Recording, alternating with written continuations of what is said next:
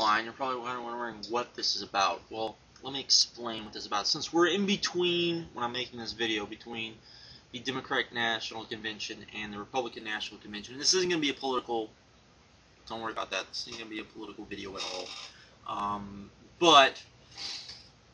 And with Ring of Honor, and kind of comparing the two. I have watched many a national convention in my days, and one thing I've always noticed, and I think often the media kind of hints on this, but not always, is that as much as the political national conventions in the U.S. are about a big advertisement for the different parties and for their candidates, and to kind of kick off the presidential political season and all of that, it's it's also for the people there, the delegates, the volunteers that are going to go back and do most of the groundwork and a lot of the work 20-hour days, all of that sort of thing. And so as much as it is for the people at home, there's also the aspect of it has to be good for the people there, because they have to be able to be energized, they have to believe in what each party is selling, be able to go out and sell it to whoever. And if you don't believe, if you have two people trying to convince you of something, often you will be swayed simply by the look in somebody's eyes, when you can tell that while someone, believes in what they're saying, the person that's bright-eyed and energetic and just really passionate sometimes about what they believe, and is just a little bit more, sometimes that can scare you, and sometimes that can bring you to their side. And I bring that to Ring of Honor because, much like a lot of politics, there was a politician once who I can't remember his name off the top of my head now. He was Speaker of the House, I believe, and he once said that all politics are local, and he's absolutely right, because basically when you get down to it, even in a national campaign, politics are about grassroots. What does that have to do with Ring of Honor? Ring of Honor very much relies on grassroots wrestling fans, diehard wrestling fans, word of mouth, and that sort of thing. And one thing I don't think Ring of Honor has done well, I would say probably maybe in the last year, maybe 9 months, is given their fans, given their fan base, given those people who they need to go out there and talk about their product and kind of preach the word of Ring of Honor, have not given them enough ammunition, so to speak, to go out there and talk about Ring of Honor. And a lot of this has to do with a lot of different things, but if you sit back and you look, I mean, it's not that they're not putting on great matches, because they are, but they're also not, while they're putting on great matches, and they're on pay-per-view now, as a lot of people have noted, the production values have not improved greatly. And I do think that hurts the promotion, because even though, yes, they're playing new venues, they're getting ready to go to Chicago, they're getting ready to go to Tennessee, going back to Florida, and all of these other places that they haven't played before, and they're getting ready to go to, and they're doing fairly well than the places that they're going. There is that aspect of the fans aren't necessarily seeing the company necessarily grow, in the aspect of, while that's good and that's great, that's not something you can tell someone who you're trying to convince to get into Ring of Honor, oh, well, they're growing, they're playing more towns. It'd be much easier to be able to say, well, here's, an early DVD. Here's a DVD from, not even an early DVD, for a year ago.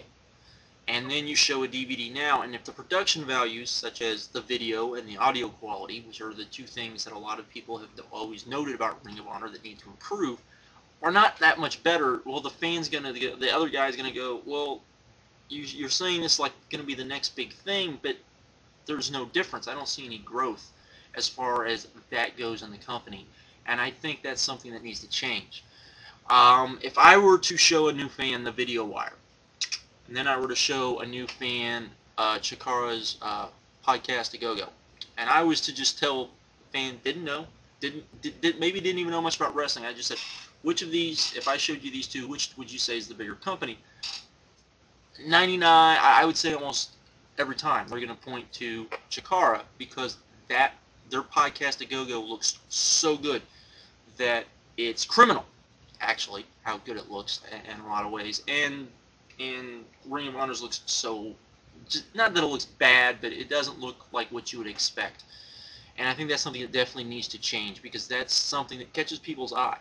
You know, I often have noted when I talk about things, production values in other companies as well, about how they take away from the experience.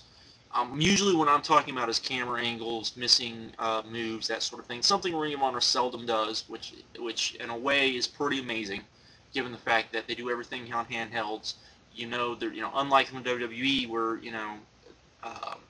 Kevin Dunn is, in somebody's ear, telling the camera guy where he needs to be, and also, probably, and also has, 4 different views of the same match up on his screen, and he can pick which view he wants. Ring of Honor's doing it on handhelds, and they're pretty much relying on what the guys with those handhelds are picking up, and the fact that they are able to do the things that they do is pretty amazing. I'm not going to lie about that. It's pretty good, and the way they edit it together is very good. But the video quality doesn't match that, and the audio quality often very seldom matches that. And that's something that needs to change, because that's something people notice right away. That first impression sort of thing that people need to see. We've seen that with the pay-per-views as well. A year ago when they announced the pay-per-views, there was, you could see just the excitement in Ring of Honor, fans of Ring of Honor. The fact that they felt like this was it. This was the next big step. And unfortunately, since then, there hasn't been another big step. Even if it was just, like I said, just the quality going up, I think fans would feel like, wow, look how good this is. Look at the company growing. Because that's what they want to be. They want to be part of something that's growing, and many fans feel like they're part of Ring of Honor. Truthfully or not truthfully.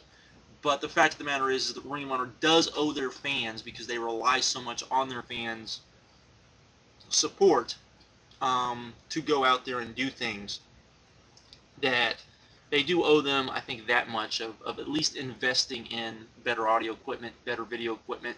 I've talked to a lot of people. I've heard a lot of people say that a lot of the stuff that Ring of Honor does badly can easily be fixed fairly inexpensively with that sort of thing. I'm not an audio or video person, so I don't really understand it. But I've talked to more than a few people who have said, hey, these things could be changed.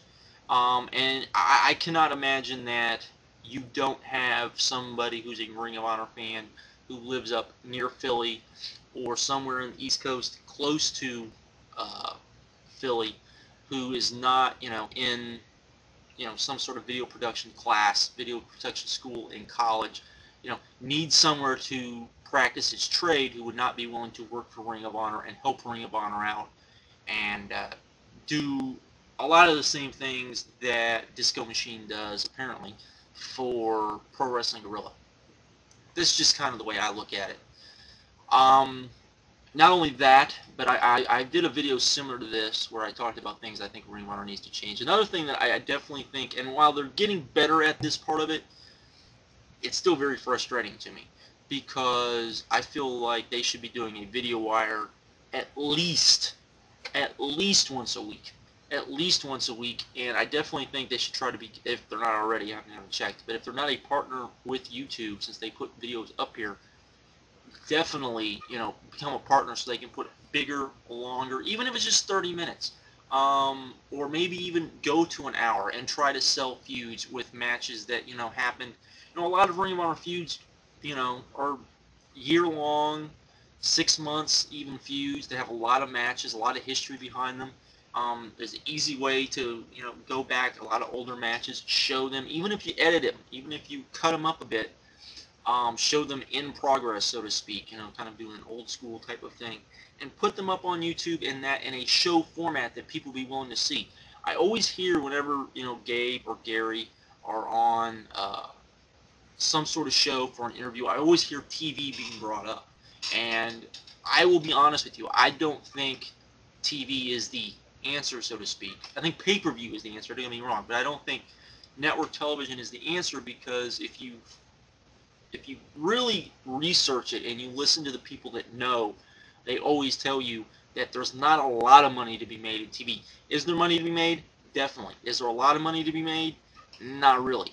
Why is that? Well, you know, wrestling, while it does garner ratings, you know, we know what WWE does, even when people don't look at what WWE does and they compare it. If you compare WWE across the board, it still does very good ratings wise. Excellent, to be pretty honest, very honest. And even if you look at, you know, TNA's ratings are not horrible. You know, as far as a television show goes. The problem, you know, that, well, I won't go into that, but they're not horrible if you look across the board. You compare that, but when you compare it to what they bring in as far as advertising revenue, and that's the big thing when it comes to TV, is advertising revenue. It's not that big, and that's the biggest downfall of wrestling on television, is they just do not bring in the television revenue. So, was the old days, and this is, you know, something a lot of people have pointed out with TNA, is that what you use television for is to sell the pay-per-views, because that's where you make money, and to sell the house shows, because that's where you really, really make money. And that's what you do. Well, Ring of Honor easily could do that with an internet show. I don't think they necessarily need television, because if you just follow, if you research it and you look at television today, there's a reason why pretty much every major show, every, you know, popular show is, you know, pretty much stuck up by the networks on their websites. They are. You can pretty much stream pretty much every show pretty much after it's been on the air, soon after. So I don't see any reason why they necessarily need to be on television, particularly since I think that if they did an internet show, even if it was just not even once a week, even if it was once every 2 weeks, and the show became successful, that would undoubtedly get them on TV to some degree and allow them to kind of test things out and see how they would do a television show. Maybe that's kind of pie in the sky type of stuff, but I feel it would work myself. But there we go. And also another thing I think Ring of Honor definitely should look into doing, and I've thought this for probably the last couple of months, is I definitely feel like they should at least, and this is probably completely out of whack, and they wouldn't be able to do this financially, and that's why I'm putting it in this way, but going out and putting on at least one live pay-per-view, maybe, you know, like doing Final Battle 2008, making it live, for example, saying, okay, we're going to make this live, and then you can go right back into taping the pay-per-views, and if it didn't work, hopefully you've squandered enough money to do this where it's not going to bankrupt you, and then if it worked, then, you know, maybe in July or August, you can do another live pay-per-view, and then just kind of go from there. Start with just one, and just see if it works, because I do think that Ring of Honor is known well enough on the internet that I think enough people would support it. I think enough people would watch it if it was a live event. I believe that, at least. And I think they would do decently, and I think it would bring in some pretty good money if they were able to do it. I'm not sure exactly how they'd be able to do it financially. I don't know what their financial books look like, but those sort of things are what would help energize, you know, the Ring of Honor fan base, and get the Ring of Honor fan base to, you know, go out there again and start, you know, screaming and hollering and saying, hey, you need to look at Ring of Honor. And because it's gotten to the point now where you're going to fall into that wall of, I don't want to just have to buy the DVDs. I don't want to have to just buy the DVDs when you're talking to people who want to get into Ring of Honor. And Ring of Honor is going to have to find a way to get around that.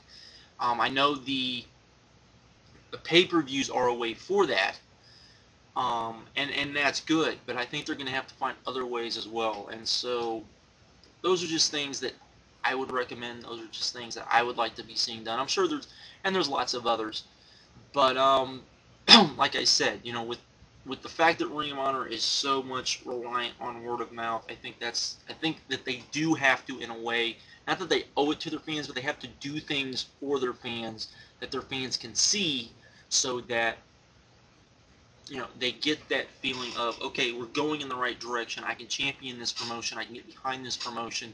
I can try to, you know, sell this promotion to other people, because that is what Ring of Honor relies on, and help Ring of Honor grow. So, there we go with that. Just wanted to come on here and kind of do this. I did a video like this about a year ago, so I thought I would do another one. But that's all. I'm out. Have a good one. Later.